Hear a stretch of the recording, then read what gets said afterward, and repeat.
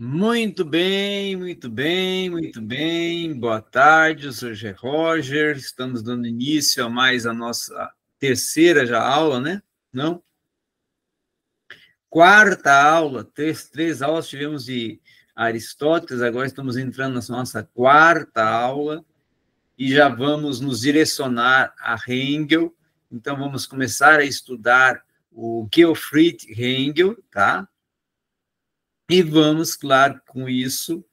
dar início já uma nova proposta de assuntos e de pensamentos e de articulações e de teses relacionadas ao direito a partir do que propõe Hegel. Depois vamos entrar também no Rousseau, no Jean-Jacques Rousseau, vamos entrar também no Heidegger, tá? E no Martin Heidegger, e assim vamos indo, né? Trabalhando em um diálogo que permite nós construirmos uma visão de filosofia do direito, de pensamento relacionado ao direito, de proposições relacionadas ao conceito e a proposta e a visão e a execução do direito dentro do que define e propõe cada um desses teóricos, desses pensadores, desses articuladores da filosofia concernente ao que está proposto por eles em relação ao direito. Pensar no direito e até pensar em uma filosofia de direito em Hegel, nós podemos começar pensando, considerando, a partir do que se constitui, tá? Uma concepção de especulação de alguns elementos que Hegel vai propor a partir da constituição do Estado moderno. Então, ele já começa a discutir e a construir a sua filosofia, a sua visão de direito, a sua proposta relacionada ao direito, a partir dos elementos constitutivos do Estado moderno, tá? E então é dentro dessa visão que Hegel começa a pensar, principalmente a Prússia, que seria a antiga alemã, né? Que é marcada pelos esforços de restaurar o status quo feudal. E quando eu falo de Prússia, é a região que tornou-se a Alemanha Oriental, a Alemanha Ocidental, isso bem antes, tá? Do século XVIII e XIX, tá? Lá para o século XVI e XVII era Prússia. Mais genericamente, então, nós podemos dizer que o direito em Hegel, ele propõe uma questão de uma apologia do Estado prussiano, do totalitarismo e também até de uma visão, de uma abordagem liberalista a partir da questão que Hegel vai propor de uma praticidade, de uma tentativa de reconciliação de um Estado que permite que a liberdade do cidadão está condicionada à visão que a sociedade pode propor para esse cidadão. Então, em Hegel, a essência do Estado moderno, ela vai consistir em unir e propor e considerar o universal como a plena liberdade da particularidade. E esse bem-estar que é concedido ao múnicipe, que é concedido ao cidadão do Estado, ao público, vamos assim, aos consortes do Estado, vão ser considerados o que é interesses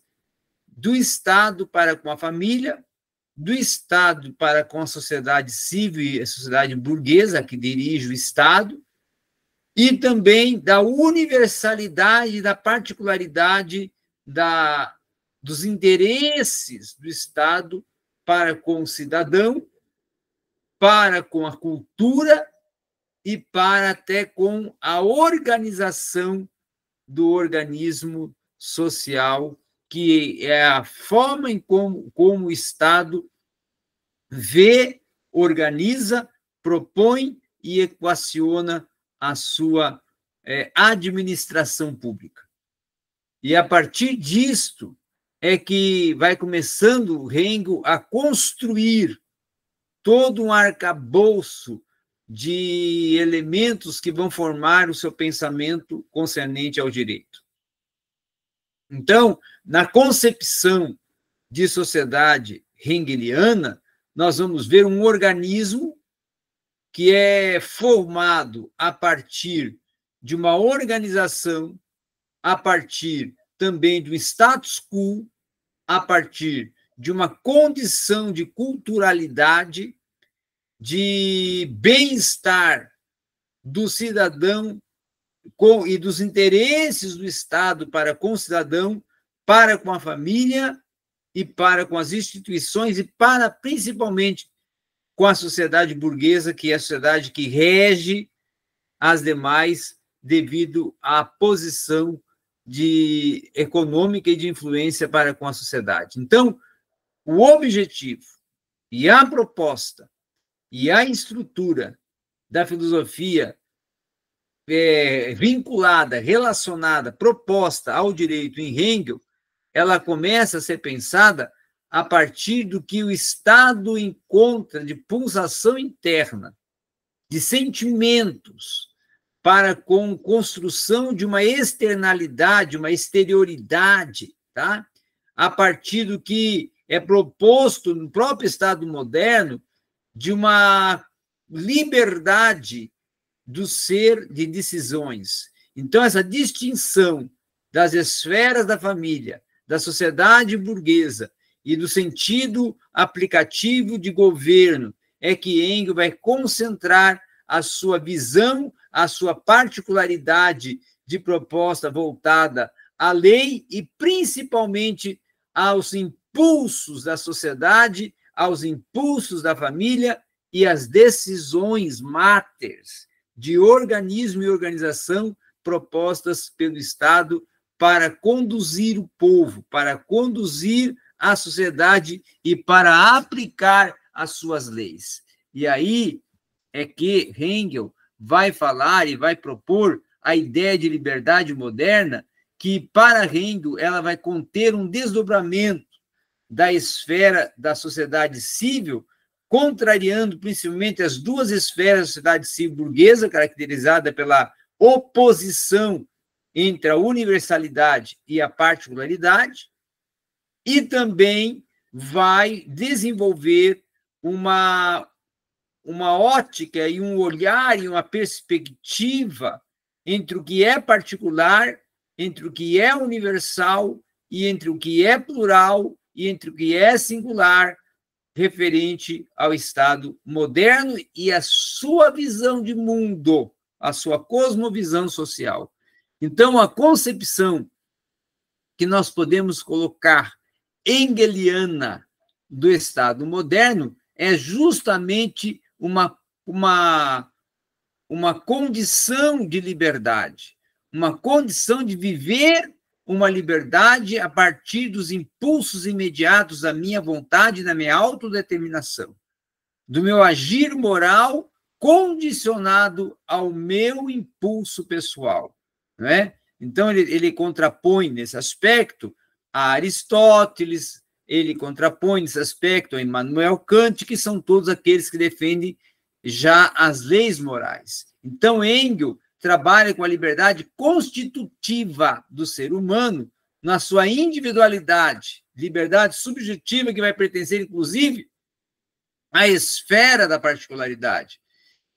que vai constituir os princípios básicos de uma sociedade civil e de uma sociedade até regida pela burguesia. E aí, dentro da esfera de Estado e da liberdade do indivíduo, que é subordinada à liberdade objetiva, é que Hegel vai atribuir ao próprio Estado a condição de um olhar ainda mais nítido, ainda mais, quem sabe, conciliador e aproximador do povo, a fim de que possa compreender os limites e também as expectativas e anseios da sociedade com a leitura do indivíduo enquanto aquele que influencia o transitar da sociedade, aquele que rege o pensamento da sociedade a partir das suas ações, dos seus sentimentos, das suas reações e da sua até fala e das suas exposições públicas, do seu diálogo público, da sua dialética, do seu conflito de ideias. Então, Engels, na medida em que ele realiza uma unidade de liberdade, tanto subjetiva como objetiva, ele olha também para a racionalidade, que para ele é considerada abstratamente como uma unidade que se compenetra na universalidade, na singularidade e na concreticidade de uma unidade de liberdade, tanto objetiva como subjetiva, de um saber que é individual, mas um saber também que olha para o universal, que olha para o plural, e quando olha para o plural, vê ideias, vê etnias, vê culturas, vê pensamentos, vê sentimentos, e com isso começa a argumentar, a partir da visão de Estado prussiano, quais são a proposta e quais são os elementos dessa proposta de liberdade moderna, de liberdade do cidadão, de liberdade de decisões, sem ter uma tutela que venha coibir essa liberdade, ou do cidadão ter a liberdade de pensar e a liberdade de se manifestar, que seria a democracia, tá? A democracia do seu pensamento, a democracia da sua visão de mundo, a liberdade de ir e vir a partir do seu pensar. Então, a compreensão hegeliana, ela está muito relacionada a um Estado que é racional, a um Estado que também visualiza a burguesia, a um Estado que olha para as classes inferiores e as vê como manipuláveis, mas também como classes que têm suas próprias decisões, suas próprias concepções e suas próprias culturas e ideias, e que devem ser, sim, olhadas e controladas e até mensuradas pelo Estado, para que não venham fugir do controle do Estado, para que não venham ser subtraídas da tutela do Estado. Então, a razão até pela qual Engels vai sustentar com isso um sistema de corporações, que é definido e defendido também pela reforma, e principalmente por uma proposta de uma oposição àqueles que dominam as classes sociais, a classe burguesa, e uma crítica que Engels faz à economia capitalista, que é uma economia que está totalmente vinculada à classe burguesa e que esquece do proletariado, que esquece da classe operária, e que tem a classe operária e o proletariado como massa de decisões, de manipulações e de também até observações que vêm só a partir do que é de interesse do proprietário, do que é de interesse do dono, da empresa, da indústria, do povo, por reger o povo que trabalha para ele em prol de um salário, porém, as leis que cumprem esse povo é as leis do vassalo, as leis do mandatário, as leis do dono da economia, que é o burguês. Então, é uma sociedade que vive uma dialética hegeliana, que seria burguesia versus, no caso, os vassalos versus os proletários, os escravos, aqueles que são dominados, versus os que têm o poder de domínio, o poder de decisão, o poder de reger e conduzir a economia por controlarem a economia a partir do que produzem com a matéria-prima que está em suas mãos, que é, no caso, a população, que é, no caso, a classe menos privilegiada,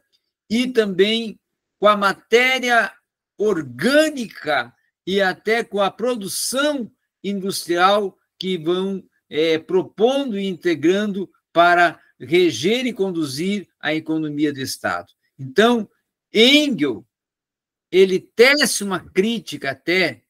a essa forma de democracia. E aí Engels vai considerar, dentro da esfera da sociedade civil burguesa, que o domínio de um princípio de particularidade e de um princípio de universalidade, ele surge a partir de uma concretização do Estado, de um controle de corporações, de um olhar para uma consideração de uma monarquia que é constitucional, de uma universalidade que é controlada por uma monarquia que é totalmente impositora e propositora ao mesmo tempo. E surge a partir do impulso que Engels tem de concepção de uma política moderna que vai emergir de uma análise da democracia a partir de um estatutário social que favoreça somente a nobreza. E aí a crítica de Engels, por que só a nobreza é favorecida e a classe operária é desfavorecida, desfavorecida, rejeitada, oprimida e muitas vezes só serve para o benefício de produzir, de conceder lucros para aquele que é o seu mandatário e de se viver uma vida de subserviência e sem a liberdade de ter uma autonomia e de ser emancipado até no que pensa, no que considera e no que quer exercer concernente à sua vida. Então, tem uma liberdade que ela é uma liberdade condicionada, ao contrário da sociedade portuguesa, ou melhor, a sociedade burguesa, que tem uma liberdade que é uma liberdade já emancipada, autônoma, heterônoma, que não fica crivada e privada a condições propostas pelo mandatário, como vive e como absorve a liberdade e vivencia a liberdade o operário, a classe menos favorecida e a classe que, no caso, é subserviente, porque seriam aqueles que são a força motriz da sociedade, mas a força também que tem menos expressão de pensamento e de decisões. Então, há uma crítica de Engels sobre a modernidade, há uma crítica de Engels sobre o Estado moderno, considerando ele um Estado vilão, um Estado que age erroneamente, um Estado que age por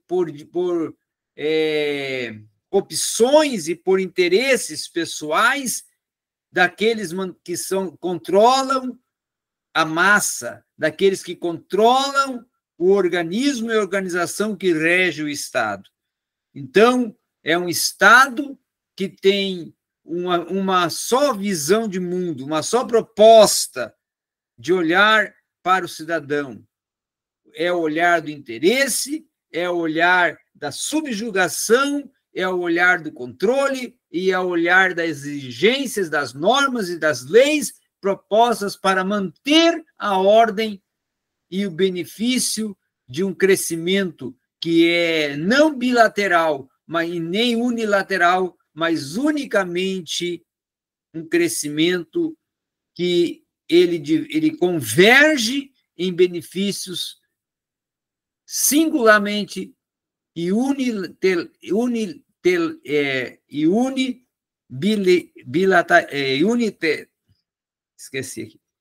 uniformemente do governo, do mandatário, daquele que tem o poder da decisão. Então, ele, tendo o poder da decisão, ele tem o direito e ele tem a norma e ele tem a lei e ele decide. Então, Rengo critica essa formação de estrutura de governo, de estrutura de organismo e até de organização que parte do Estado moderno e que tem no cidadão uma total forma de manipulação, uma total forma de opressão e de controle, não é? Porque o cidadão nada mais é do que o objeto de controle direto do Estado e o objeto que mantém o Estado com a sua força e com a sua matéria-prima e que presta um serviço para o Estado por ser o executor não da lei, mas o cumpridor da lei e também aquele que, com a sua força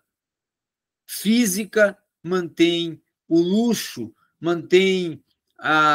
os prazeres e mantém a prosperidade e o progresso do Estado e dos seus mandatários. Então, seria mais ou menos essa visão que Rengo tem de Estado moderno e de lei a partir da proposta de subjugar e governar e organizar a sociedade proposta pelo Estado moderno. Hoje foi só uma introdução, mas só para nós compreendermos um pouco o que Rengo concebe, o que Rengo observa, o que Rengo pensa, e para constituir a sua filosofia, a sua visão vinculada ao direito, à lei, à norma, à justiça. Mas tem muito ainda para nós estudar sobre Rengo. É só hoje uma introdução que fizemos aqui. Até mais, José Rocha.